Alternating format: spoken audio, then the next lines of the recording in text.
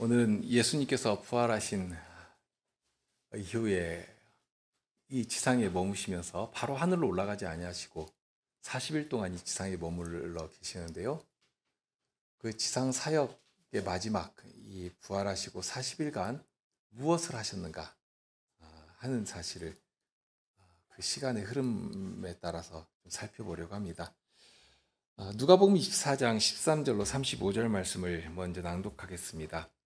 그날에 저희 중 둘이 예루살렘에서 25리 되는 엠마오라 하는 촌으로 가면서 이 모든 된 일을 서로 이야기하더라.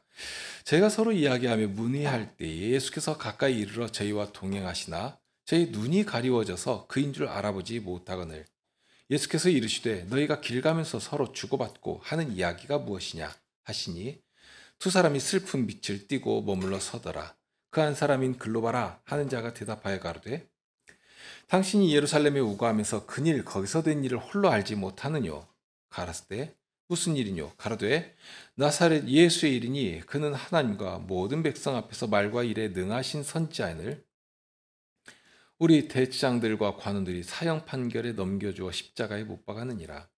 우리는 이 사람이 이스라엘을 구속할 자라고 바랐노라. 이뿐 아니라 이 일이 된 지가 사흘째요. 또한 우리 중에 어떤 여자들이 우리로 놀라게 하였으니 이는 저희가 새벽에 무덤에 갔다가 그의 시체는 보지 못하고 와서 그가 살으셨다 하는 천사들의 나타남을 보았다 함이라.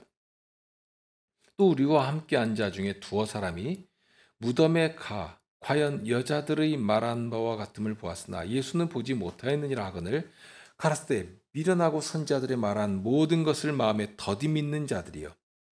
그리스도가 이런 고난을 받고 자기의 영광이 들어가야 할 것이 아니냐 하시고 이에 모세와 및 모든 선지자의 글로 시작하여 모든 성경에 쓴 바 자기에 관한 것을 자세히 설명하시니라. 저희의 가는 촌에 가까이 가매 예수는 더 가려 하는 것 같이 하시니 저희가 강권하여 가로되 우리와 함께 유하사이다. 때가 저물어 가고 날이 이미 기울었나이다 하니 이에 저희와 함께 유하러 들어가시니라.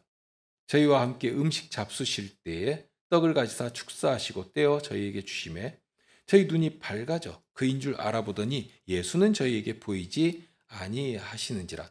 저희가 서로 말하되 길에서 우리에게 말씀하시고 우리에게 성경을 풀어주실 때 우리 속에서 마음이 뜨겁지 아니하더냐 하고 곧 그 시로 일어나 예루살렘에 돌아가 보니 11사도와 및 그와 함께한 자들이 모여 있어 말하기를 주께서 과연 살아나시고 시몬에게 나타나셨다 하는지라. 두 사람도 길에서 된 일과 예수께서 떡을 떼심으로 자기들에게 알려지신 것을 말하더라. 성경의 기록과 같이 예수님께서는 부활하신 후에 바로 하늘로 오르지 않으셨습니다. 지상에 머무시면서 제자들을 만나시고 특별히 제자들에게 예수님의 이 죽으심과 부활의 의미가 무엇인가, 어떻게 선지자들과 옛 선진들을 통해서 알려주신 언약을 이루시면서 우리의 구원이 되신 것인가 하는 것을 이렇게 마지막까지 준비시켜 주시는데요. 무엇보다도 예수님께서는 친히 부활하셨다 하는 사실을 알게 하셨습니다. 그렇게 하신 데에는 제자들의 현실적인 문제가 컸고 저들의 준비에 비해서 해야 할 일이 너무 중요했기 때문입니다. 예수님께서 부활하셨다 하는 사실을 천사들을 통해서도 알려주셨고 또 빈 무덤도 보게 하시면서 그렇게 예수님께서 부활하셨다 하고 알게 하셨습니다. 요한복음에 보면 이 무덤의 모습이 다른 복음서에 비해서 상당히 자세히 기록되어 있는데요. 20장 6절로 8절에 보면 시몬 베드로도 따라와서 무덤에 들어가 보니 세마포가 놓였고 또 머리를 쌌던 수건은 세마포와 함께 놓이지 않고 딴 곳에 개켜 있더라. 그때야 무덤에 먼저 왔던 그 다른 제자도 들어가 보고 있더라. 이제 막달라 마리아가 먼저 와서 빈 무덤을 보고 제자들에게, 아마도 베드로와 요한에게 온 것 같은데요. 그 사실을 전해준 것 같습니다. 무덤이 비었다 하는 소식을 이렇게 들었는데요. 그럴 때 베드로와 요한이 어떻게 된 것인가를 확인하기 위해서 무덤으로 달려갑니다.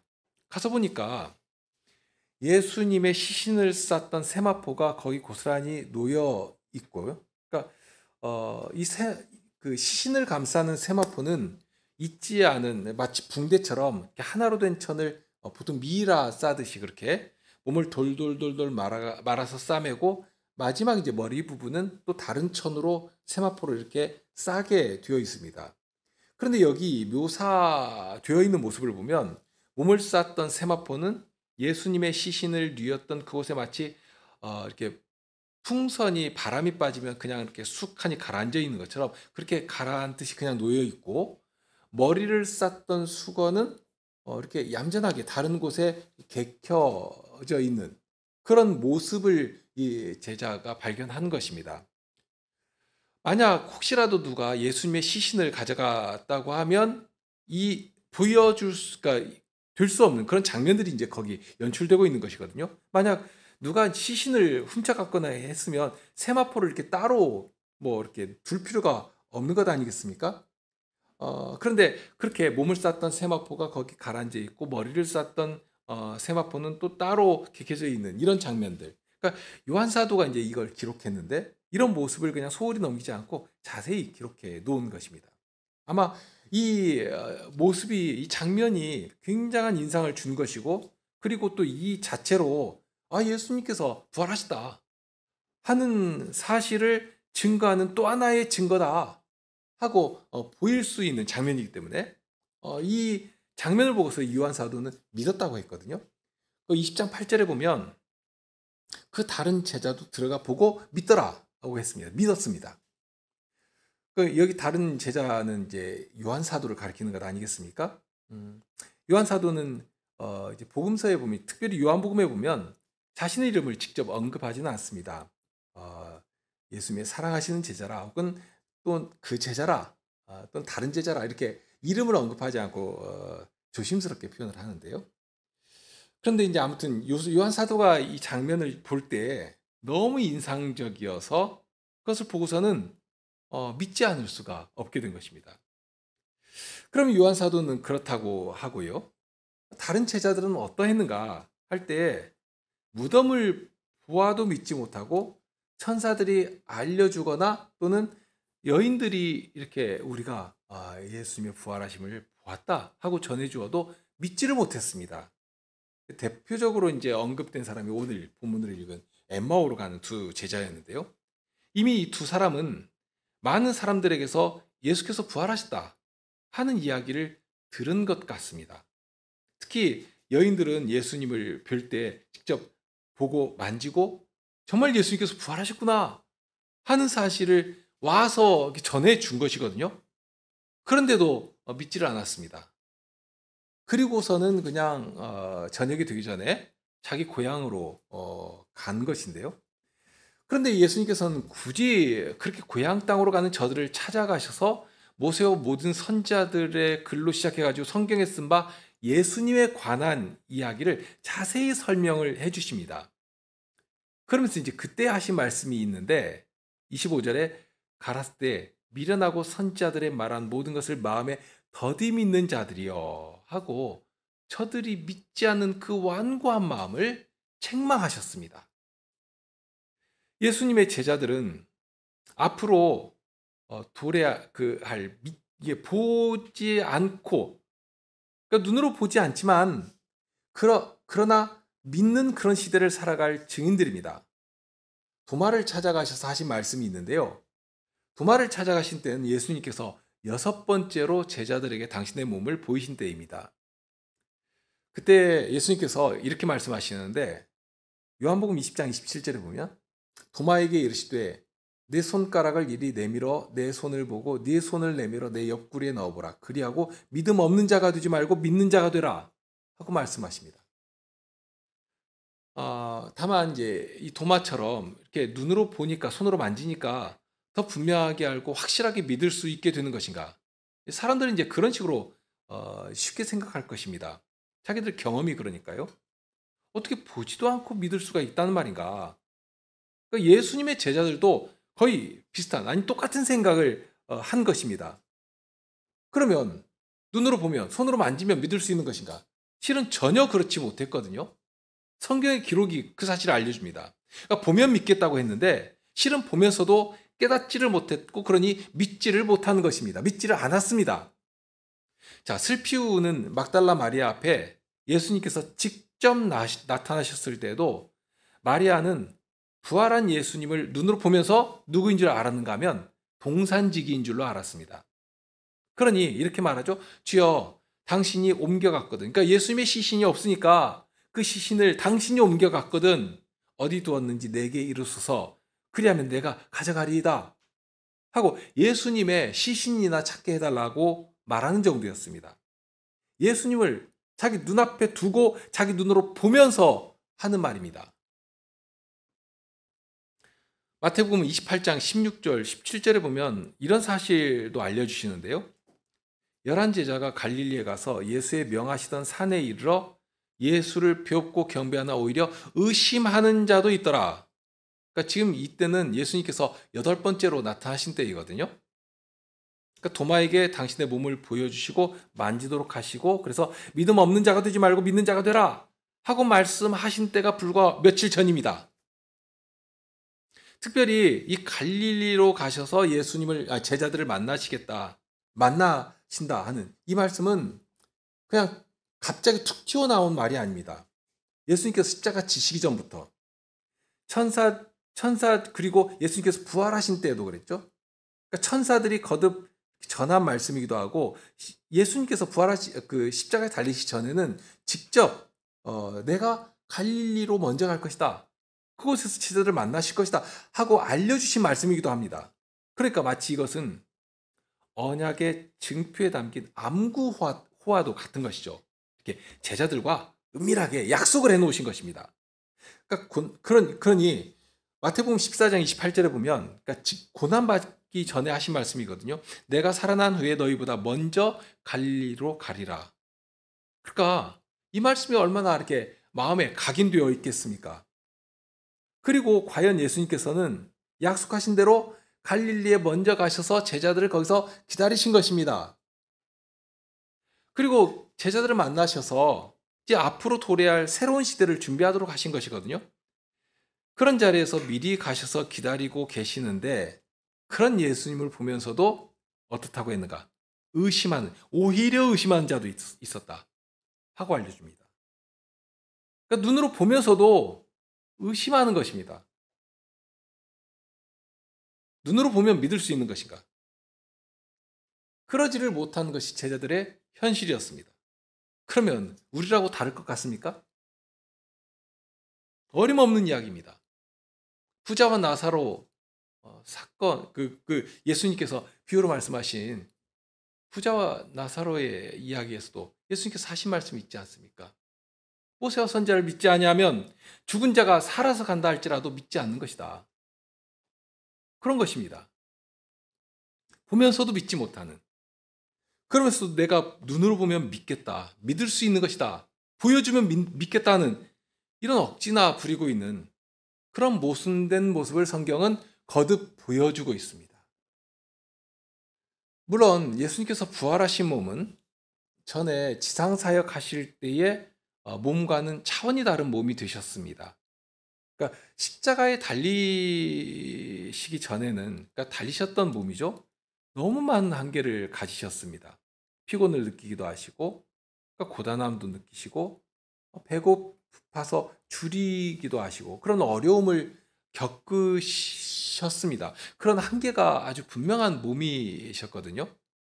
무엇보다도 십자가에 달리셔서 육체의 고난을 받으실 때는 어떻겠습니까? 정말 사람이 받을 수 있는 그 한계를 넘어서는 것이었거든요. 정말 육체가 받아내야 할 그 고통까지라도 하나도 감하심이 없이 그대로 받아내신 것입니다.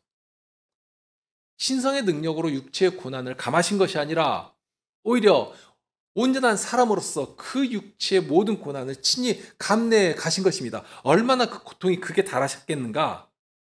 우리는 상상도 할 수 없거든요. 그러니 보통은 그렇게 십자가에 그러니까 십자가형이 아주 고통스러운 것이 십자가에 달려서 며칠이고 막 이틀이고 3일이고 심지어는 일주일 동안 매달려가지고 서서히 말라 죽어가는 게 십자가형인데요.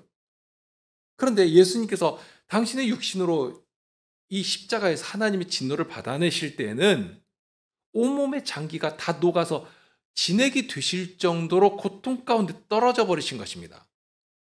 예수님이 죽음을 확인하기 위해서 병사가 예수님의 옆구리를 창으로 찔렀지 않습니까? 찔러서 죽음을 확인할 때 어떤 정도까지 되었는가 하면 그 창자국에서 그냥 피와 물이 쏟아졌다고 그랬습니다. 사람들의 말로 하면 오장육부가 속에서 그냥 다 녹아버린 것입니다. 정말로 녹아버렸습니다. 그런 정도로 육체 한 개 안에 살아가시고 당신의 육신으로 그 하나님의 두려운 진노와 심판을 다 받아내신 것이죠. 그와 비교하면 부활의 몸은 정말 영광이 가득한 그런 몸이셨습니다. 하나님의 거룩하심을 담아내기에 아무런 부족이 없는, 그러니 어떠한 물리적인 한계도 예수님의 몸의 움직임을 방해하거나 제어하지 못했습니다. 그런데 중요한 것은 이 예수님의 부활이 단순히 당신의 부활로 끝이 아니라 첫 열매가 되셨다 하는 말씀을 하거든요. 첫 열매가 되셨다. 그러니까 일부러 영으로가 아니라 육체로 부활하신 것입니다. 몸을 가진 이 육신의 몸으로 부활하신 것입니다. 고린도전서 15장 20절 이하에 이렇게 말씀합니다. 그러나 이제 그리스도께서 죽은 자 가운데서 다시 살아 잠자는 자들의 첫 열매가 되셨도다. 사망이 사람으로 말미암았으니 죽은 자의 부활도 사람으로 말미암는도다. 아담 안에서 모든 사람이 죽은 것 같이 그리스도 안에서 모든 사람이 삶을 얻으리라. 주님의 사랑하시는 자들이 모두 예수님과 같이 이 영광스럽고 복된 부활의 몸을 입도록 하시려고 먼저 이처럼 첫 열매로 이런 영광된 몸으로 부활하신 것입니다. 예수님 안에서 죽은 자들은 이렇게 예수님과 함께 부활의 영광을 입게 될 것입니다. 예수님이 그 사실을 먼저 부활의 몸으로서 보여주신 것입니다. 이것 봐라. 이렇게 되는 것이다. 하고 소망을 가지고 살아가도록 하신 것이죠.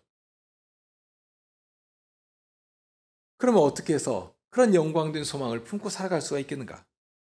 그것도 앞으로 주님께서 다시 오실 때 이루어질 일이거든요. 그러나 먼 훗날에 이루어질 기약 없는 약속과 같은 것이 아니라 우리에게 확실한 보증과 증거를 주신 것입니다. 그리스도의 영이신 성신님으로 예수님의 몸에 연합된 자들은 십자가에 달리신 예수님 안에서 예수님과 함께 십자가에 못 박혀 죽은 것이고, 이렇게 예수님과 함께 죽은 자들이 비로소 예수님께서 보이신 이 부활의 영광된 몸을 소망할 수 있게 되는 것입니다.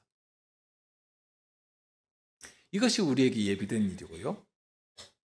다만 그렇다고 해도 제자들이 예수님을 이렇게 보면서도 몰라본 것은 참으로 의아한 일입니다. 어떻게 그렇게 못 알아본 것인가? 여기에 또한 비밀이 담겨 있습니다. 부활하신 예수님에 대해서 알고 믿기 위해서는 부활하신 예수님을 알아볼 만한 눈이 있어야 하는데, 그런데 제자들이 준비가 되지 못한 것입니다. 정말 사도가 전한 것처럼 신령한 일은 신령한 것으로 분별할 수가 있게 되는데요. 그러니까 다시 말하면 막달라 마리아처럼, 그러니까 막달라 마리아가 예수님을 알아뵙고 비로소 알아뵙고 예수님을 만지려고 했을 때 만지지 말라고 하시지 않습니까? 그러니까 이 마리아처럼 예수님을 전에 알던 식으로 대하려고 하면, 그러니 얼마나 높이 되신 그리스도인가 하는 것을 생각지를 않고 그저 인간적으로 반갑고 그렇게 예수님을 대하려고 할 때는 예수님께서 당신을 만지지도 못하게 하신 것입니다. 그런데 이제 이 마리아와 비교되는 모습이 다른 여인들에게서 나오는데요. 다른 여인들은 부활하신 예수님을 뵐 때에 그 영광을 알고 그 영광 앞에 엎드려서 경배하거든요. 그럴 때 예수님의 몸도 붙들어 만지도록 해주신 것입니다. 그러니까 여기 큰 결핍이 있고, 그러면서 예수님께서는 제자들에게 끊임없이 제시하신 것이 있습니다. 이 제자들은 앞으로 예수님의 부활 사실을 증거할 증인들입니다. 다만 그냥 죽었던 사람이 살았다 하는 그런 정도라면 그런 일은 이미 전에도 많이 있었거든요.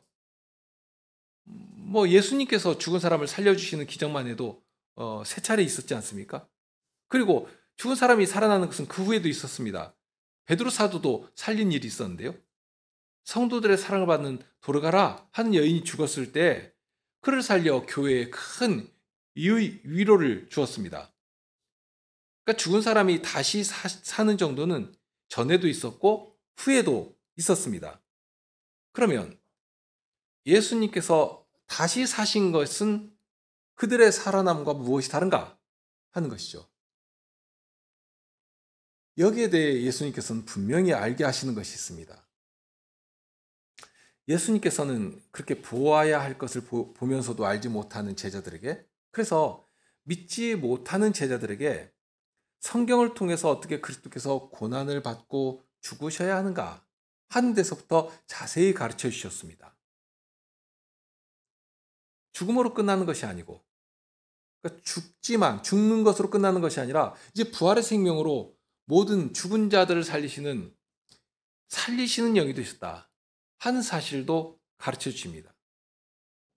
그렇게 가르쳐 주시고 깨닫게 해 주시니까 비로소 이들이 보아야 할 눈이 열리고 눈을 떠서 보면서 믿어야 할 분을 바로 믿게 된 것입니다. 그러니까 예수님께서 부활하시고 그냥 바로 하늘로 오르신 것이 아니라 이 지상에 머무시면서 계속해서 이 제자들을 만나시면서 당신의 부활의 모습을 보여주기도 하시고 부활 사실이 어떠한 것인가를 알려주시면서 부활의 사실을 전할 자들로, 부활의 복음을 전할 자들로 준비시켜 가시다 하는 것입니다.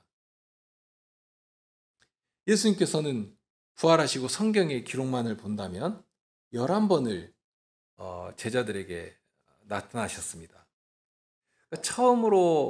첫째는 막달라 마리아에게 나타나신 것이고요. 그리고 두 번째는 막달라 마리아 외에 그러니까 무덤에 처음 찾아갔던 여인들에게 나타나십니다. 그리고 세 번째로는 언제인지 모르지만 그 첫날 게바에게, 그러니까 베드로에게 보이시고요.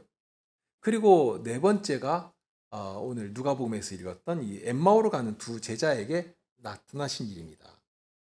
그런 다음에 엠마오로 갔던 두 제자가 즉시로 돌아오죠. 어둡지만. 그래서 제자들이 모인 곳으로 합류하게 되는데요.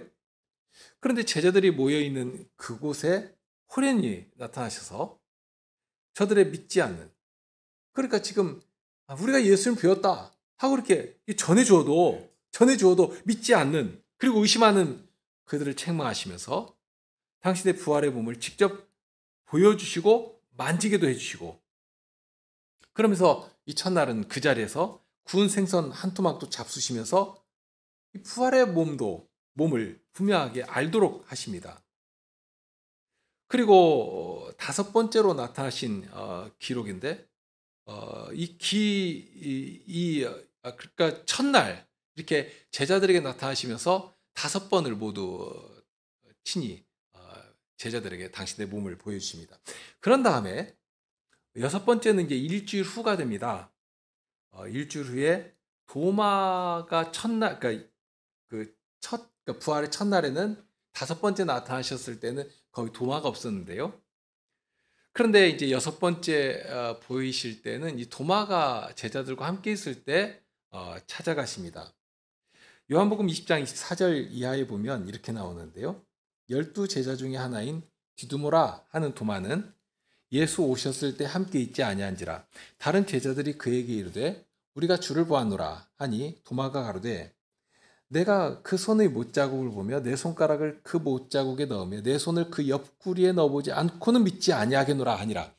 여드레를 지나서 제자들이 다시 집 안에 있을 때에 도마도 함께 있고 문들이 닫혔는데 예수께서 오사 가운데 서서 가라사대 너에게 평강이 있을지어다 하시고 도마에게 이르시되 네 손가락을 이리 내밀어 내 손을 보고 네 손을 내밀어 내 옆구리에 넣어보라. 그리하고 믿음 없는 자가 되지 말고 믿는 자가 되라.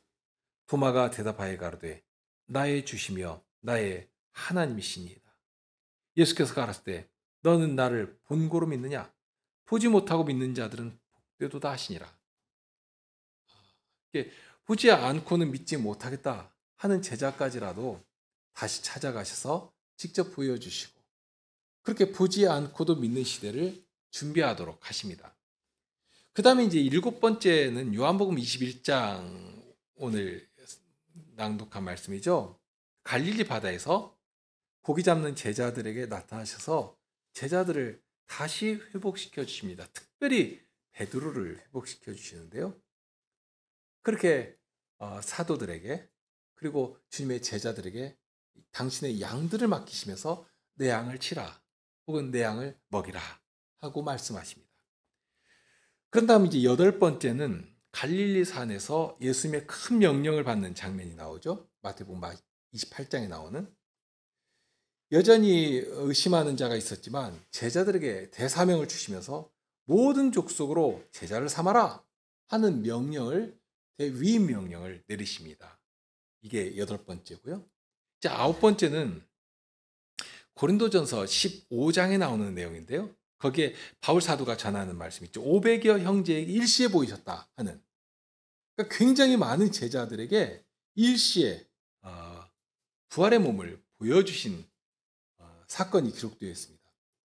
그러니까 바울 사도가 고린도전서를 기록할 당시에 이 500여 형제들 중에 태반이나 살아 있었다고 나옵니다. 그러니까 예수님께서 승천하신 후로 이제 불과 한 20여 년 정도 흐른 때이니까 그러니까 청년 때에 예수님을 보았던 사람들은 아마 장년이 되었을 것이고요. 그리고 장년 때에 보았던 사람들은 아마 노인이 되었을 것입니다. 어찌되었든지 부활하신 예수님을 보았던 그 장면이 너무 인상적이고 대단히 강렬한 그런 인상을 주었지 않겠습니까? 그냥 인상만 강렬했겠는가? 얼마나 감격스럽고 기뻤겠습니까? 예수님의 부활의 몸을 볼 때. 그러니까 그 사건을 잊어버릴 수가 없는 것이죠. 500의 형제 중에 태반이나 살아 있다고 하니까. 그러면 그 사람들에게 누가 와가지고 예수님 정말로 부활하셨냐고 이렇게 물어보면 뭐라고 대답하겠습니까? 내가 보긴 보았지만 이게 긴가민가 헷갈린다고 그렇게 하겠습니까? 그럴 수가 없는 것이죠. 정말 누가 옆구리만 찔러도 우리 예수님 부활하셨다고 내가 직접 보았다고 정말 죽음을 이기시고 부활하셔서 우리의 주와 그리스도가 되시다 하고 이 도마의 고백처럼 정말 그렇게 정말 힘있게 확신에 찬 소리로 전하지 않았겠습니까? 그렇게 된 것입니다. 그 일을 위해서 보여주신 것이고요. 자, 그리고 이제 10번째는 예수님께서 육신의 그 동생인 야고보에게 보이신 일인데요. 그러니까 처음에는 이 야고보는 예수님을 믿지 않았습니다. 당연히 십자가에 달리실 때에도 그런 것이고 부활하신 때에도 예수님을 이 형제들 중에 믿었다 하는 기록은 나오지 않거든요. 그러니까 이 형제들은 예수님을 너무 잘한다고 생각했고 그래서 제자들처럼 예수님을 따라다니지 않았습니다. 그러니까 어릴 때부터 예수님의 보살핌 가운데 살아간 형제들 아니겠습니까? 그리고 예수님께서 당신을 공적으로 드러내시기 전까지는 신성을 드러내지 않으셨을 것이니까요. 그저 남들보다 정말 뛰어나다, 탁월하다 하는 정도의 인상을 가지고 살아갔을 것입니다. 심지어는 마가복음 3장에 보면 예수님께서 공생애를 시작하실 때 그 친속들이 그러니까 예수님의 친척들과 가까운 사람들이 예수님이 미친 것 아니냐 하고서는 잡으러 오는 정도였습니다. 그렇게 예수님을 가장 가까이에서 보고 함께 살아가면서도 예수님이 누구신가를 모르는 것입니다. 몰랐습니다. 그런 야고보를 야고보는 후에 그 교회 장로가 되시고 또 야고보서를 기록하기도 하신 분인데요. 그런 야고보를 예수님께서 특별하게 준비시켜 주시는데 어느 때인지는 모르지만 이렇게 야고보에게도 직접 부활하신 몸을 보여주시면서 믿음 가운데 이루도록 하십니다. 이렇게 친히 부르셔서 교회의 큰 제목으로 사용을 하시는데요. 자, 그런 다음에 마지막 이제 11번째가 누가복음에 나오는 기록입니다. 거기 24장 50절 이하에 보면 마지막 장면이 기록되어 있는데요. 예수께서 저희를 데리고 베다니 앞까지 나가사 손을 들어 저희에게 축복하시더니 축복하실 때 저희를 떠나 하늘로 올리우시니 저희가 그에게 경배하고 큰 기쁨으로 예루살렘에 돌아가 늘 성전에 있어 하나님을 찬송하니라. 그러니까 승천하시기 직전에 제자들에게 나타나셔서 제자들이 보는 가운데 하늘로 이렇게 올리우십니다. 올리우실 때 축복하시면서 무엇보다도 이 부활의 증인으로 살아갈 이 남겨지는 제자들에게 큰 위로를 주시면서 이렇게 하늘로 올리우신 너희들이 본 그대로 내가 다시 온다 하고 다시 오실 예수님을 기대하며 바라며 살아갈 수 있게 해 주신 것입니다. 이렇게 예수님께서는 부활하신 후에 바로 하늘로 오르지 않으셨습니다. 지상에 40일간 머무시면서 수시로 제자들을 만나시면서 예수님이 부활하시다 하는 사실을 믿을 수 있도록 해주셨습니다. 단순히 경험으로 알게 하신 것이 아닙니다. 앞에서도 언급했지만 사람들은 자기 경험을 대단한 것처럼 여깁니다. 내가 해봐서 한다고. 그런데 인간의 감각이나 경험이라고 하는 것이 얼마나 허망하고 불완전합니까? 우리가 경험적으로도 얼마든지 말할 수 있거든요. 그런데도 마치 자기가 경험해 보니까 경험하니까 이것이 진리다. 그런 어리석음에 빠져버리는 것입니다. 그렇게 가려져 있을 때에는 예수님께서 친히 보여주셔도 본론이 없는 것입니다. 깨달을 수가 없는 것입니다. 예수님의 부활에 대해서 바로 알기 위해서는 그래서 부활하신 예수님을 눈으로 볼 때 눈앞에 서 계신 분이 부활하신 예수님이시다 하고 알 수 있기 위해서는 예수님께서 친히 그 눈을 열어 깨닫게 해주셔야 합니다. 바울 사도는 고린도전서 15장 16절 이하에 이렇게 부활 사실을 전하고 있는데요. 만일 죽은 자가 다시 사는 것이 없으면 그리스도도 다시 사신 것이 없었을 터이요. 그리스도께서 다시 사신 것이 없으면 너희의 믿음도 헛되고 너희가 여전히 죄 가운데 있을 것이요. 또한 그리스도 안에서 잠자는 자도 망하였으리니 만일 그리스도 안에서 우리의 바라는 것이 다만 이 생뿐이면 모든 사람 가운데 우리가 더 불쌍한 자리라. 예수님의 죽으심도 그렇지만 특별히 이 부활은 모든 이 죄와 사망의 저주 아래 신음하며 살아가는 모든 사람을 위한 일이었습니다. 어떻게 보면 역설이 여기서 나오는데요. 우리가 사망에 사로잡힌 일, 그러니까 우리가 죽어버렸었던 그 일로 인해서 실은 부활의 소망을 가질 수 있게 되었습니다. 그러니까 죽어버렸는데 죽은 일이 오히려 소망을 가지는 일처럼 된 것입니다. 왜 그런가 하면 예수님께서 바로 죽음의 자리에까지 내려오신 것이고 죽음 아래 신음하는 우리의 자리까지 내려오셔서 그렇게 죽음 아래 당신을 들이시는 것처럼 보였는데 그런데 그 자리에 내려오실 때 하나님께서는 그 모든 순종을 다 받으시고 예수님을 일으켜 세우신 것 아닙니까? 부활시키셔서. 그런데 예수님만 부활시키신 것이 아니라 이제 예수님의 몸과 함께 그 사망에 사로잡혀 있던 우리도 예수님과 연합시켜 주시고 예수님께서 부활하실 때 당신의 부활의 몸과 함께 영광스러운 부활의 생명이 되도록 우리도 함께 이 부활의 영광에 참여할 수 있도록 해주신 것입니다. 그러니 얼마나 정말 전화위복이 된 것이죠. 죽은 것이 저주로 끝나지 않고 오히려 예수님 안에서 큰 위로와 소망이 되는 소식이 된 것입니다. 만일 그리스도께서 다시 사신 것이 없다면 어떻게 될 것인가? 모든 사람보다 더 불쌍한 사람이 우리가 될 것 아니냐? 하고 바울 사도가 전하는 것이죠. 그만큼 중요하다 하는 뜻입니다. 그만큼 확실하다. 그만큼 우리에게 큰 위로와 능력이 되신다 하는 것을 거듭 강조해서 이 십자가의 복음을 바울 사도가 전하는 것입니다. 단순히 감각적으로 느끼고 경험해서 하는 것 아닙니다. 여기서 부활하신 예수님을 알고 믿을 수 있는 비밀이 나오는데요. 우선은 예수님께서 친히 찾아주시고 말씀을 들려주시고 깨우쳐 주셔야 합니다.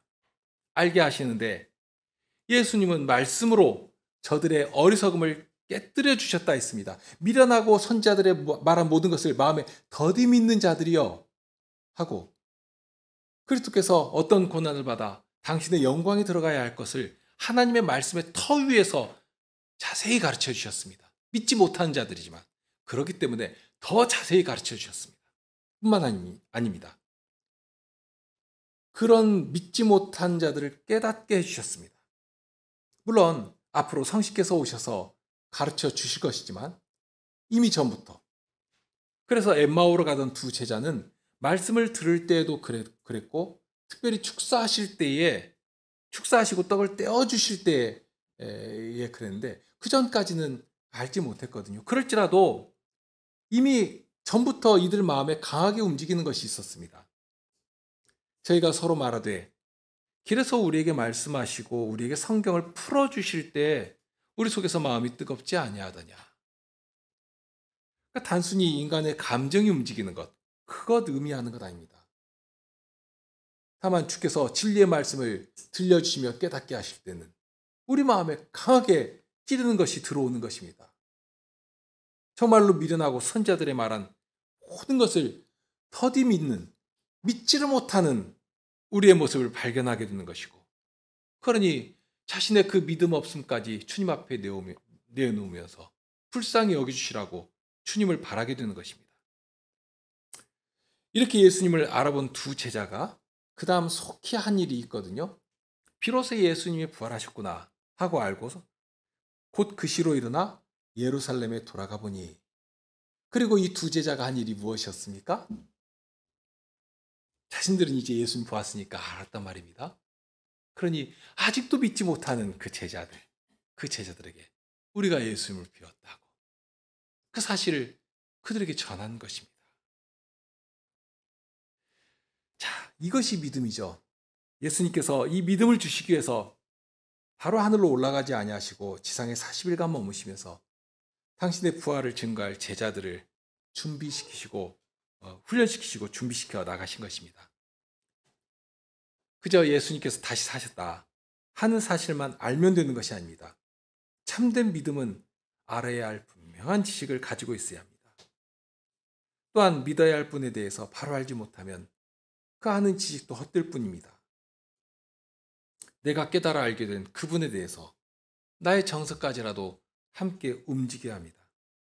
하나님을 사랑하는 마음이 생기고 그 말씀을 따라 순종하고자 하는 그런 나의 순전한 마음이 움직이는 것입니다.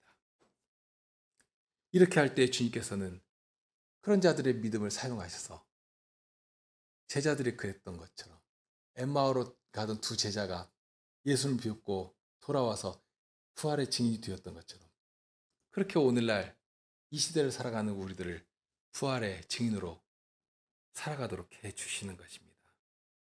우리 함께 기도하시죠.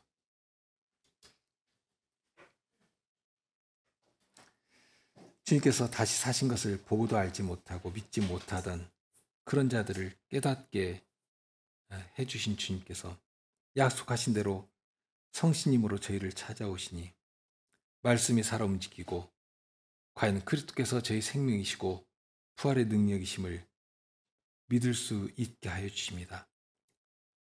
사람들은 그저 사람이 죽으면 그것으로 모든 것이 끝난다 하고 생각하고서는 세상에 온갖 미련을 두고 그렇게 참 어둠 가운데 살아가는 것이지만, 저에게는 부활하신 주께서 영원토록 변치 않는 생명을 주셔서 과연 저희가 언제라도 생명이신 주님으로, 주님의 성신으로 살아가는 자들이 되게 해 주셨습니다. 이렇게 이 땅에서부터 부활하신 주님의 사람으로 그 말씀을 따라 말씀의 인도하심을 받아 살아가는 그런 자들이 영원한 나라의 일까지라도 소망하며 살아갈 수 있게 해주셨으니 더욱 그 말씀이 저희 안에 가득하여지게 하여 주옵소서. 그 말씀이 저희를 주장하게 하여 주옵소서. 그러니 어디에서라도 누구를 만날지라도 제 생명 되시는 주님만을 전하며 자랑되게 하여 주옵소서. 세상의 모든 권세를 바하시는 주님의 백성답게 주님을 자랑하며 전하는 주님의 그 선하심을, 그 의로우심을 알리며 살아가는, 그러니 언제라도 주님께서 저희를 도우시며 돌보시며 그 자유로우신 손길 안에 살아가는 주의 백성들이 되게 하여 주옵소서. 우리 주님 예수 그리스도 이름으로 기도드립니다. 아멘.